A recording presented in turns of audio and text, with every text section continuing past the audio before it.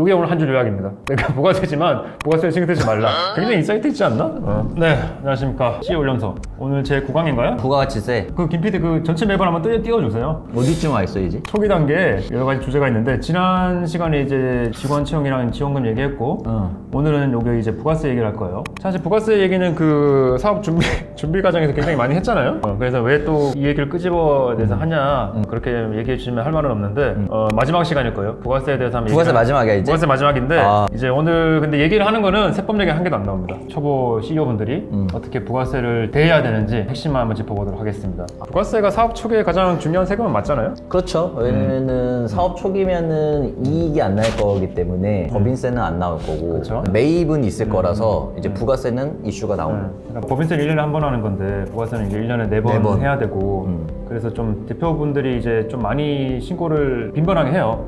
빈번하게 하니까 어쨌든 뭐 신경이 많이 쓰이는 세금이기도 하고 그리고 이제 그 예전에 얘기했던 것처럼 부가세는 사실은 모든 거래랑 엮여 있는 세금이잖아요. 그렇지. 그러니까 이제 대신 받아서 내는 세금인데 그래서 이제 부가세는 세금은 이제 그 형식이고 제가 봤을 때 본질은 이제 거래잖아요. 거래죠. 그래서 거래를 트래킹하는 느낌인 거 맞습니다. 그래서 오늘 관통하는 주제가 그냥 부가세에 세금이 집중한 게 아니고 그냥 이제 거래에 집중하는 거예요. 그거에 대해서 한번 큰 그림으로 접근 한번 해보겠습니다. 저희가 이제 회계 프로그램이 도전을 많이 쓰는데 이 부가세 신고가 대부분 거래랑 엮여 있잖아요. 뭐 거의 모든 엮여 거래지. 있어. 그래서 사실은 부가세 신고만 하면 장부 작성의 한 50%는 커버가 됩니다. 제가 봤을 때 스타트업에서 거래가 있는데 부가세랑 연관 없는 거는 인건비 정도가 제일 커요. 인건비 말고는 다 부가세 거래지. 그러니까 부가세는 세금보다는 거래 그리고 장부 작성 이렇게 큰 틀에서 접근하시면 굉장히 도움이 될 거예요. 자, 그러면 이제 부가세가 어쨌든 뭐 손이 많이 갑니다. 왜냐하면 이 거래를 컨트롤 해야 되기 때문에 우리가 매출이 발생했는데 어떤 증빙을 어떻게 끊어야 되는지 매입 쪽은 돈을 썼는데 어떤 증빙을 어떻게 받아야 되는지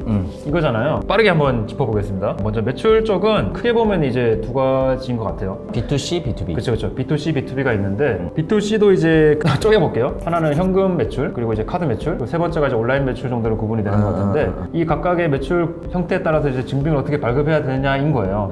그죠? 뭐 쉽습니다. 현금은 뭐 끌어줘야 돼요? 현금 영수증. 현금 영수증 끌어주고 카드 매출은? 카드는 그냥 신용카드 단말기 그쵸? 우리 쭉 뽑아서 주는 거 있잖아. 그렇죠. 그리고 요즘에 이제 스타트업 분들 대부분 온라인으로 매출이 발생하는데 이거는 좀 이제 세팅 방법에 따라서 좀 매출이 집계가 돼요.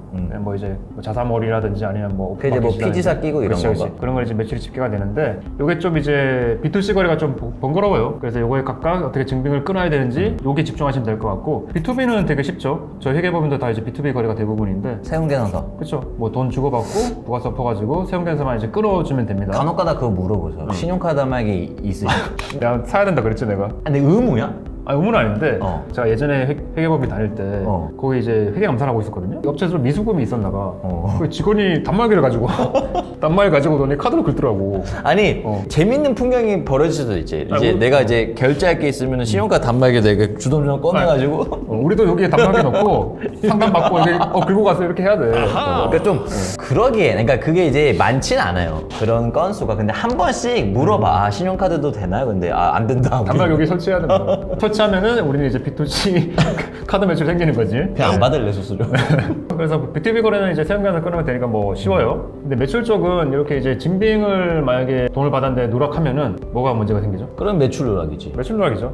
뭐냐면 이제 결국에는 돈을 받았는데 증빙을 안 끊었으면 매출로 신고가 안 될 거잖아요. 안 될 가능성이 높지. 그치. 부가세가 문제가 아니고 부가세가 문제가 아니고 매출 누락이 되는 거예요. 나중에 세무조사 나와서 너 이거 매출 누락했니 안 했니 하면은 진짜 굉장히 많이 토해내잖아요. 그다음에 이제 매입 쪽은 요거는 이제 그냥 어떤 수단으로 돈을 썼냐 요것만 이제 집중하면 될 것 같아요. 자, 현금이란 건 이제 실제로 캐시일 수도 있고 계좌 이체도 이체. 있을 수 있죠.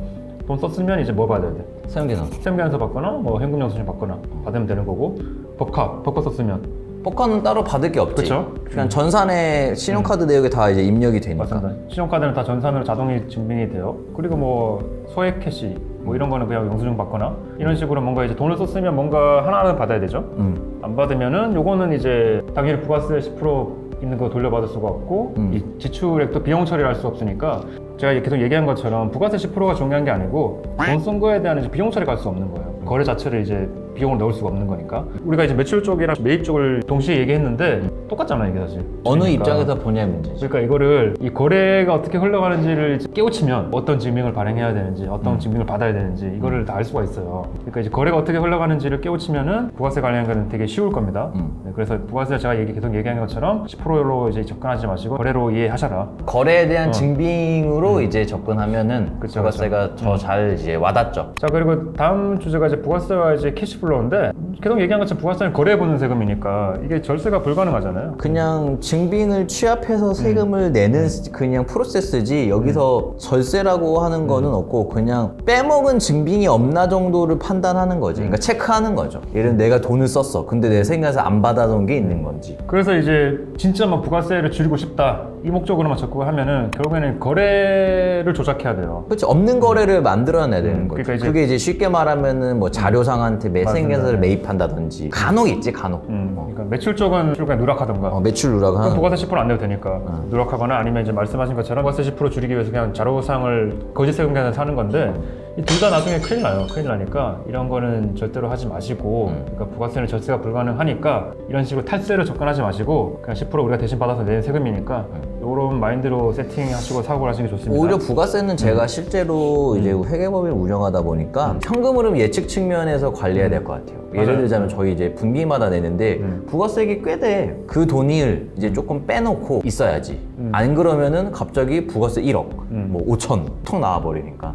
말씀하신 것처럼 이제 부가세는 자금 계획 측면에서 좀 접근하시면 좋은데 이제 매출 10%의 부가세가 엎어서 통장으로 들어오잖아요. 그러니까 다 내 돈 같아. 내 돈 같은데 이거 10%는 사실은 그냥 이제 내 돈이 우리가 아니거든. 대신 받아서 낼 부채잖아요. 이 캐시플로우를 잘 관리를 하셔야 되는데 그래서 사실 이거는 그냥 솔직히 말씀드리면 사업을 좀 하시다 보면 어느 정도 감이 와요. 저도 이제 몇 번 하다 보니까 대충 때려 맞추더라고. 한 1년 정도 하면 돼. 이번에도 거의 오차 범위 내에서 때려 맞췄어요. 그게 왜 이렇게 되냐면 그러니까 우리 회사가 매출이 어느 정도면 부가세 얼마 정도 내는지 비율이 대충 나온다고. 그치. 이게 왜냐면은 꾸준히 계속 하다 보니까 큰 게 튀지만 않으면 이제 된단 말이에요. 요걸 좀 관리하는 측면에서 어떻게 포인트를 드리자면은 이제 비용 중에서 부가세가 안 붙는 게 인건비예요. 그러니까 저희는 이제 인건비가 비용의 대부분을 차지하니까 사실 부가세 돌려받는 건 없거든요. 인건비에 대해서는. 그러니까 매출 대비 부가세를 좀 많이 내지. 뭐 이제 인건비 비중이 낮거나 뭐 매입 쪽이 많은 업종을 하시는 분들은 이제 매출 대비 부가세를 조금만 내겠죠. 그러니까 이런 식으로 우리 회사가 매출 대비 부가세를 어느 정도 내는지를 파악을 해보시고 이거는 그냥 몇 번 하시다 보면 돼요.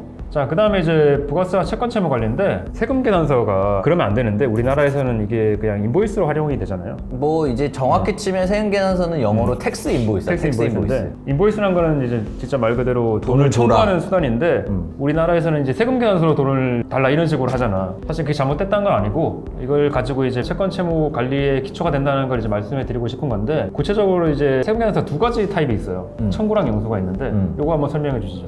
청구는 이런 거예요. 어떤 회사에 용역을 제공했어요. 1,000만 원에 부가세 100만 원, 1,100만 원. 근데 돈은 안 받았어. 안 받은데 내가 세금계산서는 먼저 발급할 때 청구. 그러니까 돈 달라. 돈 청구. 달라. 청구를 하는 거고. 반대의 케이스도 있겠죠. 내가 세금계산서 끊기 전에 먼저 수수료로 입금 받았어. 부가세까지 1,100만 원. 그럴 때는 영수. 내가 돈을 받았다. 그래서 이제 채권 채무 관리를 하려면은 이거를 회사의 자금 정책을 세팅을 하셔야 돼요. 주먹구구를 하다가는 큰일 나고, 그러니까 이제 구체적으로 매출 매입 쪽 나눠보면은 매출 쪽도 이제 영수랑 청구가 되겠죠. 매출 쪽에 영수면 이제 뭐야 돈을 먼저 받고 계산서가 끊어주는 거지. 아니면 돈을 받기 전에 계산서 먼저 끊어주는 거지. 저희 회사는 이게 두 가지 섞여 있어요. 아 그래? 기장료는 영수야. 왜냐면 미수가 많이 떠서. 기장료는 돈을 먼저 받아야지만 계산서를 끊어주는 거야. 끊어주고. 대신 뭐 이제 회계감사나 이런 큰 프로젝트 건들은 청구지. 개별단은 청구를 해도 돼. 왜냐면 이제 우리가 트래킹이 되잖아. 그렇죠, 그렇죠. 근데 그렇게 소액에 따다닥 들어오는 거를 청구를 하기는 쉽지 않아. 기장료를 청구로 가려면 죽지. 그러니까 쉽지 않네. 이제 돈 쓰는 쪽도 마찬가지예요. 이제 돈을 먼저 주고 계산서를 받으면 영수겠지. 돈은 나중에 주고 계산서 먼저 받으면 청구겠지. 우리 회사는 청구입니다. 청구. 청구. 그러니까 계산서를 먼저 받고 저희는 10일에 한 번에 돈을 내보내거든요. 그렇지. 보통 회사마다 이런 그 작은 결제일이 있어요. 그래서 이제 뭐 데일리로 돈이 막 집행되진 않아. 이것도 이제 말씀하신 것처럼 자금 이제 언제 나가는 것도 결제일도 세팅을 해둬야 돼. 다 이제 있어. 뭐 주먹구구식으로 계산서 받을 때마다 돈 나가고 이런 식으로 하면 이제 큰일 나고 돈을 언제 수금하고 돈을 언제 나가고 저희 회사는 이제 10일. 10일 날 이제 월급이랑 이제 이런 경비 같은 거 다 내보내거든요. 다 내보내는 거지. 그러니까 그런 식으로 이제 자금 결제일이랑 그리고 이제 세금계산서를 영수를 할지 청구를 할지 이런 거를 적절히 종합해가지고 정책을 좀 세워 두셔야 돼요. 아니면은 좀 관리하시기 힘들 겁니다. 이렇게 돼야지만 이제 채권 채무 관리가 될 거니까. 세무기관에서는 채권 채무 관리에 기초가 된다고 말씀드린 게 이런 로직이 있는 거예요. 자, 그리고 이제 마지막으로 이제 경영관리 직원이란 건데, 이 흔히 말하는 경영관리 줄이면 경리잖아요. 경리 직원이란 건데, 지금까지 쭉 설명드린 게 보면 이제 부가세랑 관련된 업무인데, 이게 뭐냐면 매출 관리하고 이제 증빙 발급하고 매입 관리하고 증빙 수취하고 이거에 따라서 채권 채무 관리하고 그리고 돈 이제 내보내고. 돈 내보내고 이런 걸 이제 부가세 업무랑 다 엮여 있는 건데 이게 굉장히 손이 많이 가잖아요. 그래서 이거를 처음에는 당연히 이제 CEO 분들이 하게 될 텐데, 이제 회사가 조금 성장하고 이제 직원도 많아지고 뭐 바빠지고 하면은 이거를 이제 CEO가 혼자서 붙잡고 있는 거는 되게 비효율적이잖아요. 그래서 보통 이제 외부에 맡기든 아니면은 격리 전담 직원을 뽑든 이렇게 가죠. 그래서 이때쯤에 이제 경영관리 포지션의 직원을 채용하게 돼요. 저희도 그랬고 직원 한 10명 정도 뽑았던 것 같아요. 그 시기나 방법은 뭐 회사마다 다르겠죠. 그것도 아니면 이제 이거 약간 좀 광고 좀 하겠습니다. 직접 채용하는 게 좀 부담스러우면 왜냐면 이제 아웃소싱을 할 수도 있어요. 격리 아웃소싱. 그러니까 저희 같은 회계법인이 이제 주로 하는 거는 이제 회계세무 업무입니다. 회계세무랑 격리 업무는 다른 거예요. 다른 건데 경영관리 업무도 저희한테 이제 아웃소싱을 맡기시면은 이제 격리 아웃소싱이라는 서비스 정해드리고 있어요. 제가 말씀드린 이런 업무를 이제 아웃소싱 맡겨주시면 이제 기장 회계 세무랑 결합해가지고 이제 한 번에 제공해드리는 이런 서비스도 있으니까 한번 뭐 고민해보시면 좋을 것 같고요. 네, 그래서 이제 말씀드린 것처럼 오늘 부가세를 쭉 했는데 세금 얘기는 뭐 하나도 안 했습니다. 말씀드린 것처럼 부가세는 이제 중요한 세금인데 CEO분들이 제가 왜 이제 이런 얘기를 하냐면 너무 이제 깊게까지 매몰되지는 않으셨으면 좋겠어요. 뭐 그런 거예요. 이제 뭐 이제 이건 뭐 공제되니 많이 이런 거를 물어보시는 것은 바람직한데 거기에 너무 이제 매몰될 필요는 없을 것 같아요. 큰 틀에서. 그래서 큰 틀에서 이제 거래가 어떻게 흘러가는지 뭐 채권 채무를 관리하는 정도만 이제 들어가면 되는 거지 세법을 뭐 하나씩 따져가지고 뭐 이거 공제되니 안 되니 이런 거를 이제 신경 쓰지 저도 잘 마시고 모릅니다. 이슈 생기면 저희 같은 세무 대리인한테 물어보고 처리하면 돼요. 물어보면 CEO분들은 이제 이런 큰 틀에서 거래를 어떻게 관리해야 되는지 정도만 파악하시고 부가세 말고 다른 쪽에 더 에너지를 쓰시는 게 이게 오늘 한 줄 요약입니다. 그러니까 부가세지만 부가세에 신경 쓰지 말라. 여기 한 줄 요약이고 굉장히 인사이트 있지 않나? 그래서 마무리하고 다음 시간에는 아마 장부 관리. 쉽지 않다. 저 맵을 좀 줄이는 건 어때? 하나씩 채워가는 맛이 있어. 다음으로 돌아오도록 하겠습니다. 알겠습니다. 네.